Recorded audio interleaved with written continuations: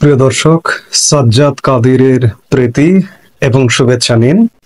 এই মুহূর্তে আপনাদের সামনে কথা বলতে এসেছি, মূলত ঈদের শুভেচ্ছা জানাতেই এসেছি। সেই শুভেচ্ছা জানানোর সাথে সাথে দুটো চারটা কথা না বললেও নয় যে এই মুহূর্তে যখন আপনাদের সামনে কথা বলছি, ঠিক আগামীকাল বাংলাদেশে ঈদ উল আজহা অনুষ্ঠিত হতে যাচ্ছে। এজন্য বাংলাদেশের সকল ধর্মপ্রাণ মুসল্লি এবং বাংলাদেশ সহ আমার পার্শ্ববর্তী দেশ ভারতের পশ্চিমবঙ্গ, আসাম, ত্রিপুরা এবং মিজোরাম, ঝাড়খণ্ড, যেখানে যেখানে আমাদের বাঙালি মুসলিম আছেন তাদের সবাইকে ঈদের শুভেচ্ছা, ঈদ মোবারক জানাচ্ছি। এবং শুধু তাই নয়, সারা পৃথিবীতে যারা ছড়িয়ে ছিটিয়ে আছেন বাঙালি মুসলিম, তাদেরকে আমার পক্ষ থেকে ঈদ মোবারক, ঈদের শুভেচ্ছা, এবং অন্যান্য ধর্মাবলম্বীদেরও আমার পক্ষ থেকে ঈদ মোবারক জানাচ্ছি, ঈদের শুভেচ্ছা জানাচ্ছি। আমি কথা বলবো, দুটো একটা কথা বলতে চাই যে আমার বিশেষ করে ঈদ উল ফিতরের সময় এবারের দুর্ভোগ দেখে, এবারের ঈদ উল আজহার দুর্ভোগ দেখে ঈদ উল ফিতরের সময়ের একটি কথা একজন দায়িত্বশীল, সরকারের দায়িত্বশীল মানুষ, একজন উপদেষ্টার কথা আমার কানে পাচ্ছে। কথাটা এমন যে সরকারের প্রচেষ্টায় সেবার নাকি ঈদ যাত্রা নির্বিঘ্ন হয়েছিল, কিন্তু আজকে এবছর মানুষের ঈদ যাত্রা নির্বিঘ্ন হচ্ছে না কেন? গণমাধ্যমের খবরও গত 2 দিন 3 দিন যাবৎ দেখছি ঢাকা টাঙ্গাইল মহাসড়কে 25 কিলোমিটার যানজট। আজকেও 2 ঘন্টা আগে বা এখনো এই মুহূর্তেও দেখছি যে ঢাকা টাঙ্গাইল মহাসড়কে গণমাধ্যমের খবর বলছে যে 20 কিলোমিটার যানজট। এবং এটি গণমাধ্যমের খবর বলছে, কিন্তু বাস্তব চিত্র আরো ভয়াবহ। আমার খুব পরিচিত এক কাছের এক ভাই গতকাল রাতে উত্তরা থেকে বগুড়া যাবার উদ্দেশ্যে রওনা দিয়েছেন।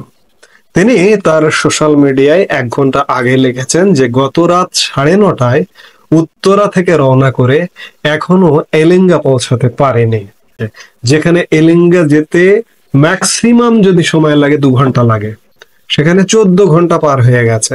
এখন দুপুর 12টা 10 মিনিট, আমি যে মুহূর্তে ভিডিওটা করছি তার কয়েক ঘন্টা আগে 12টা 10 মিনিট, 14 ঘন্টায় তিনি এলিঙ্গা পৌঁছাতে পারেননি। তিনি আক্ষেপ করে বলেছেন যে এই যে একজন উপদেষ্টা আসিফ মাহমুদ সজীব ভুইয়া বলেছেন যে ঈদ যাত্রা নির্বিঘ্ন করতে সরকার সচেষ্ট রয়েছে, উপদেষ্টা আসিফ। আমার এখন প্রশ্ন আসছে যে গত ঈদ যাত্রা নির্বিঘ্ন করলেন আপনারা, ফজল কবির খান বললেন বা এবং অন্যান্য উপদেষ্টারা আত্মতৃপ্তির ঢেকুর তুললেন, এবার কেন নয়? বিগত আওয়ামী লীগ সরকার তো ঈদ যাত্রা সহজ করে দিয়েছে। ওদিকে দক্ষিণ পশ্চিমাঞ্চলে পদ্মা সেতু করে দিয়েছে। দক্ষিণ পশ্চিম অঞ্চলে এবারও দুর্ভোগ নেই, শুধুমাত্র বিগত আওয়ামী লীগ সরকারের কৃতিত্বের কারণে সড়ক সেতু হয়েছে, রেল সেতু হয়েছে, ট্রেন যাচ্ছে, সড়কে গাড়ি যাচ্ছে, কিন্তু উত্তরের মানুষের দুর্ভোগ কিন্তু শেষ হলো না। প্রায় উত্তরের এই ঢাকা টাঙ্গাইল মহাসড়ক হয়ে উত্তরের রাজশাহী এবং রংপুর বিভাগের 16টি জেলার মানুষ এবং একই সাথে খুলনা বিভাগের আরো কমপক্ষে 7টি জেলার মানুষ এই ঢাকা টাঙ্গাইল মহাসড়ক ব্যবহার করে যাত্রা করে। এবারের জনদুর্ভোগটা ভয়ানক। বিগত সরকার উত্তরের 4 লেনের রাস্তাও কিন্তু অনেকটা কমপ্লিট করে ফেলেছে, কিছু কিছু জায়গায় কাজ বাকি আছে, যার দরুন সেখানে জট হতে পারে। কিন্তু এত বড় বড় লেকচার, এত বড় বড় কথা যে বিগত ঈদে তারা সঠিকভাবে কাজ করেছে, এজন্য মানুষ নির্বিঘ্নে পৌঁছাতে পেরেছে, এবার কেন পারছে না? এবার পুলিশ কি কাজ করছে না? পুলিশ তো মহাসড়কের নিরাপত্তা দেবে, হাইওয়ে পুলিশ এবং থানা পুলিশও বাড়তি হিসেবে কখনো কখনো নিরাপত্তা দেয়।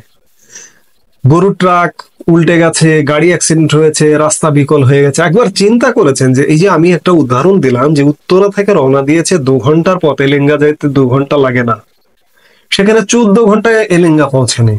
তাহলে কি পরিমাণ দুর্ভোগ হচ্ছে একবার চিন্তা করুন। এই রকম ভয়ানক দুর্ভোগে মানুষ ঈদ যাত্রা করছে। এবং গতকালকে পুলিশের আইজিপি বাহারুল আলম তাদের ব্যর্থতার কথা প্রকাশ করেছেন। তিনি বলেছেন, বাহারুল আলম বলেছেন, ঈদের আগে ছুটি কম থাকায় একদিনে ঘরমুখী মানুষের চাপ বেড়েছে। আমাদের আইন শৃঙ্খলা রক্ষাকারী বাহিনীর সর্বোচ্চ দিয়ে চেষ্টা করা হচ্ছে, কিন্তু একদিনে যাত্রীর এত চাপ পড়েছে যে আমরা হিমশিম খাচ্ছি। আমাদের যে ধারণা ছিল গত ঈদের মতো যাত্রা নির্বিঘ্ন হবে, এবার মনে হচ্ছে সেটা সম্ভব নয়। আইজিপি নিজের অপারগতা প্রকাশ করলেন। এবার অন্যান্য উপদেষ্টারা একটু বাগড়ম্বর করুন দেখি। এই যে আইজিপি বলছেন যে ঈদের আগে ছুটি কম, অথচ এবার ছুটির ইতিহাসটা যদি দেখেন, 10 দিন টানা 10 দিন, 5 তারিখে সর্বশেষ বৃহস্পতিবারে অফিস হয়েছে, অফিস চালু হবে 15 তারিখে রবিবারে। টানা 10 দিন বাংলাদেশের ইতিহাসে নজিরবিহীন ছুটি। এটি শুধু বাংলাদেশ কেন, পৃথিবীর ইতিহাসে কোনো উৎসবকে কেন্দ্র করে 10 দিন কাজ করে না মানুষ, এটি হয় না। এই 10 দিনের সাথে আরো 5 দিন যোগ করতে হবে, কারণ ওই যে মানুষ, বিশেষ করে সরকারি অফিস আদালতে যেটি হয় যে মানুষ একটু রিল্যাক্স মুডে থাকে, ঈদের ছুটির আগেও রিল্যাক্স মুডে, ঈদের ছুটির 2 দিন পরেও, ছুটি শেষ হবার 2 দিন পরেও রিল্যাক্স মুডে থাকে। এর অর্থ জুন মাস, বাংলাদেশের অর্থ বছরের একটি গুরুত্বপূর্ণ মাস হচ্ছে জুন মাস। জুন মাসের অর্ধেক কর্মঘণ্টা থেকে নেই হয়ে গেল, নজিরবিহীন ছুটি। আইজিপি বলছেন ঈদের আগে কম ছুটি।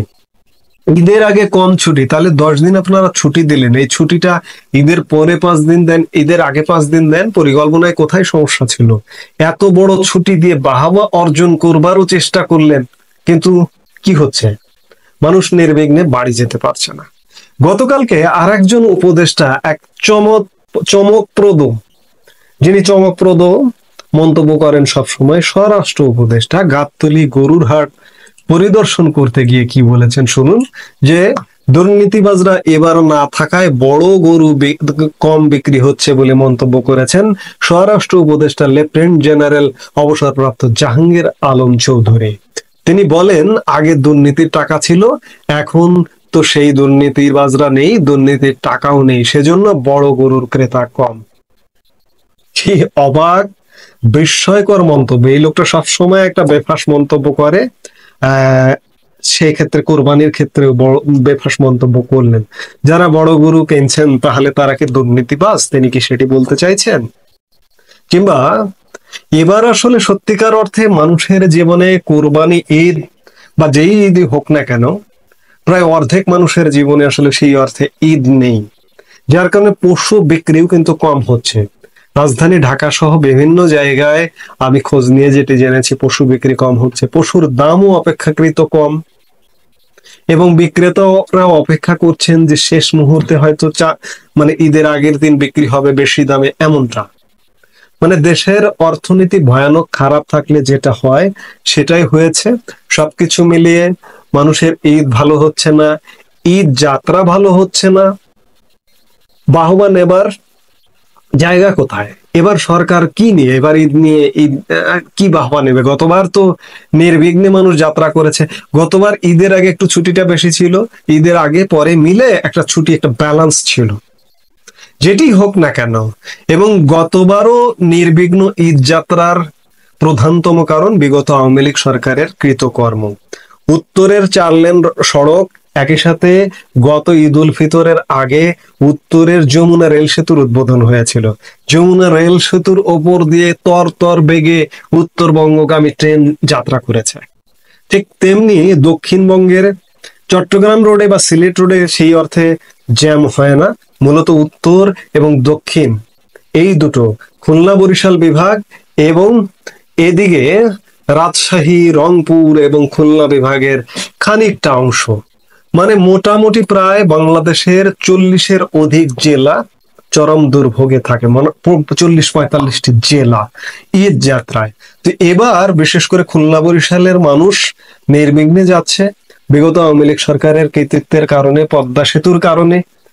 আমি বলবো যে শুধুমাত্র দক্ষিণ পশ্চিমাঞ্চলের মানুষের এই পদ্মা সেতুর কারণেই আওয়ামী লীগকে মনে করা উচিত, এবং মনে করতে হলে কি করতে হবে সেটি করা উচিত। এবং উত্তরেও 4 লেনের রাস্তা আমি বললাম উদ্বোধন হয়ে গেছে অনেক এলাকায়, কিছু এলাকায় কাজ বাকি আছে।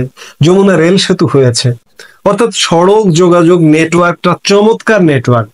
এবার যেটি হচ্ছে শুধুমাত্র অব্যবস্থাপনার কারণে। আপনারা জানেন যে পুলিশ আসলে সত্যিকার অর্থে কাজে নেই। আমরা শুনতে পাই অনেক কিছু, কিন্তু পুলিশ সেই অর্থে হাইওয়ে পুলিশ বলুন, থানা পুলিশ বলুন, টুরিস্ট পুলিশ বলুন, বিভিন্ন শিল্প পুলিশ বলুন, সেই অর্থে অ্যাক্টিভ যে কাজে থাকা, এই সরকার সেই কাজে রাখতে পারেনি। নানা কারণ আছে, আপনারা জানেন পুলিশের রাগ, পুলিশের দুঃখ, পুলিশের ক্ষোভ, নানা কারণ আছে। পুলিশের উপর যে অত্যাচার নির্যাতন হয়েছে জুলাই আগস্ট, সেই অত্যাচারের ক্ষত এ জীবনে কখনো পুলিশ যারা জীবিত থাকবে তারা ভুলতে পারবে কিনা সে ব্যাপারে সন্দেহ আছে।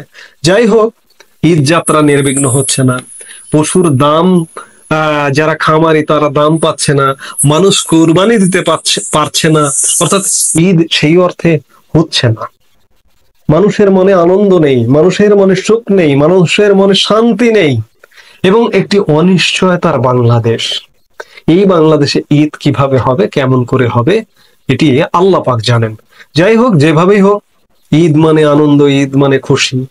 আমরা খুশির ঈদ, আমাদের মনে হয়তো দুঃখ থাকবে, কষ্ট থাকবে, তারপরে আমরা আনন্দের সাথে ঈদ উদযাপন করবার চেষ্টা করব।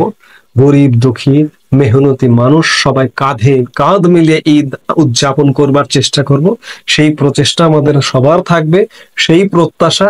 আবারও সবাইকে ঈদ মোবারক জানিয়ে, ঈদের শুভেচ্ছা জানিয়ে এই মুহূর্তে আপনাদের কাছ থেকে বিদায় নিচ্ছি, এবং বলে রাখি যে আগামীকাল ঈদের দিন সেহেতু নিয়মিত শিডিউল অনুযায়ী যেভাবে ভিডিও আমরা আপলোড করে থাকি, ঈদের ছুটির কারণে আগামীকাল হয়তো সেই অর্থে ভিডিও আপলোড করা হবে না।